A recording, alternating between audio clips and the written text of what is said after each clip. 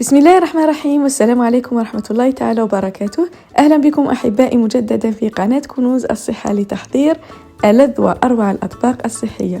واليوم سنحضر مع بعض أسرع وصفة لكرات لحم الدجاج بالسبانخ مع صلصة كريمية جد لذيذة يتم إعدادها في أقل من ساعة، وأكيد ستحب جميع أفراد العائلة هذه الوصفة. طبق غني بالبروتين وبالتالي مفيد جدا في بناء العضلات وتقوية المناعة والحماية من هشاشة العظام. وصفة غنية بالحديد والبيدوز المتواجد في الدجاج، وبالتالي مفيد لداء السكري والأنيميا، كما أنه يعمل على تحسين المزاج ويساعد على تخفيض مستويات ضغط الدم، يدعم صحة القلب والعين، وهو مضاد للالتهابات والسرطانات، وكثير من الفوائد المتواجدة في طبقنا. فيلا نبدأ مباشرة في تحضير هذه الوصفة والاستمتاع بكل هذه الفوائد.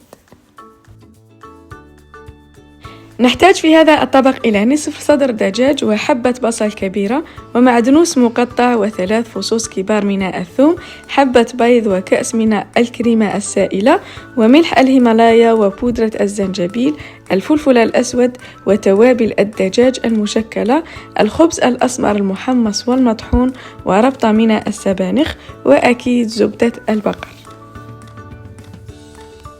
أول شيء نقوم به هو تحضير السبانخ، حيث أن السبانخ تحتوي على نسبة عالية من الأكسالات التي تسحب الكالسيوم من الجسم متحدة معه مشكلة حصاء الكلى. وللحد من تشكل حصاء الكلى نقوم بغسل السبانخ جيدا وتركه في الماء مع عصير حبة ليمون أو الخل ليلة كاملة، ثم نقطر السبانخ جيدا من الماء ونقطعها بهذا الشكل.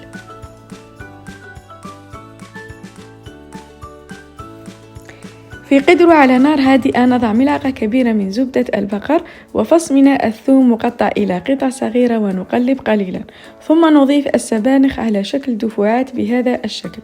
نضع كمية من السبانخ ونتركها حتى تذبل، ثم نضيف كمية أخرى ونتركها تذبل بهذه الطريقة حتى تنتهي كامل كمية السبانخ، ونواصل التحريك من حين إلى آخر حتى ينشف كامل الماء، وننزعها من الفرن، ثم نضعها في وعاء كبير ونتركها حتى تبرد تماما.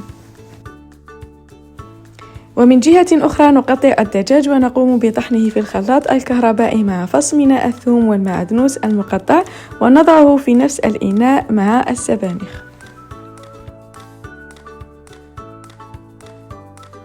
نقطع البصل ونطحنه هو الآخر، ونضع فقط ثلثين من الكمية في الوعاء مع الدجاج.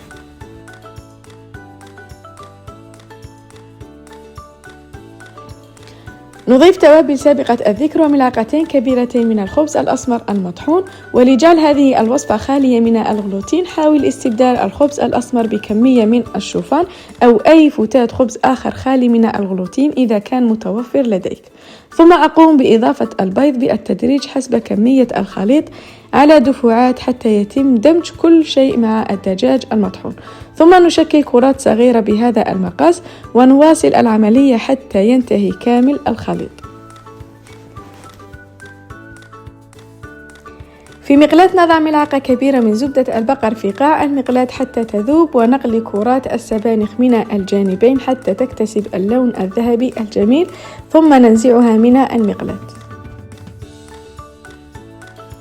وكتدبير لتسهيل عملية الطهي يمكنك مضاعفة الكمية وطهيها بالكامل وتركها لتبرد تماما، ثم ننقلها إلى أكياس أو حاويات ونقوم بتجميدها في المجمد لمدة تصل إلى 3 أشهر، ونقوم بإذابتها في الثلاجة طوال الليل قبل الاستعمال. في نفس المقلاة السابقة نضيف ملعقة كبيرة من زبدة البقر وثلث كمية البصل المتبقي مع فص من الثوم المقطع، ونقلب قليلا حتى يذبل البصل، ثم نضيف توابل سابقة الذكر، الملح، الفلفل الأسود، وبودرة الزنجبيل، وتوابل الدجاج، ونقلب ونغطيها ونتركها قليلا حتى تصبح ذهبية. بعد ذلك نضيف كأس ونصف من الماء في المقلاة ونتركها حتى تغلي، ثم نضيف كرات الدجاج بالسبانخ ونتركها حتى تنضج الكرات حوالي 8 إلى 10 دقائق، وبعد ذلك نضيف كأس من الكريمة السائلة ونترك الكل مع بعض. يمكنك هنا زيادة وإنقاص من كمية الكريمة السائلة حسب سمك والكثافة الصلصة التي تفضلونها. نترك الكل يغلي حتى تتجانس الكريمة وتصبح بهذا القوام، وبهذا يكون الطبق جاهز. وهنا تكون الوجبة جاهزة والرائحة مذهلة. يمكنك إضافة الجبن المبشور مهما كانت أجبانك المفضلة، سوف تتناسب بشكل جيد مع هذا الطبق. يمكنك تقديم هذا الطبق مع سلطة لطيفة بالخضار وبعض من الخبز الأسمر أو الأرز أو المعكرونة السمراء أو الكينوا أو الخضار المشوية. كما يمكنك تقديم هذا الطبق كذلك مع القرنبيط إذا أردت الاحتفاظ به قليل الكربوهيدرات. لا أستطيع الانتظار لتذوق هذا الطبق الكثير من النكهة، رطبة جدا يذوب في الفم، طعمه رائع مع الصلصة التي ستحبونها كثيرا. أنصحك بتحضير هذا الطبق لعائلتك بأقرب وقت ممكن، وشاركوا معي صورها وإبداعاتكم في الأطباق على الإنستغرام، وسأكون جد ممتنة بذلك. وإلى هنا نكون انتهينا من تحضير أروع طبق لكرات الدجاج بالسبانخ والصلصة الكريمية. أتمنى أحبائي أن تكونوا قد استمتعتم بهذا الفيديو، ولا تنسى وضع إعجاب وتعليق جميل والاشتراك في القناة إذا كنت جديد معنا، ومشاركة هذا الفيديو مع كل شخص تعرفه يريد أن يجعل من الأكل الصحي أمرا سهلا ولذيذ.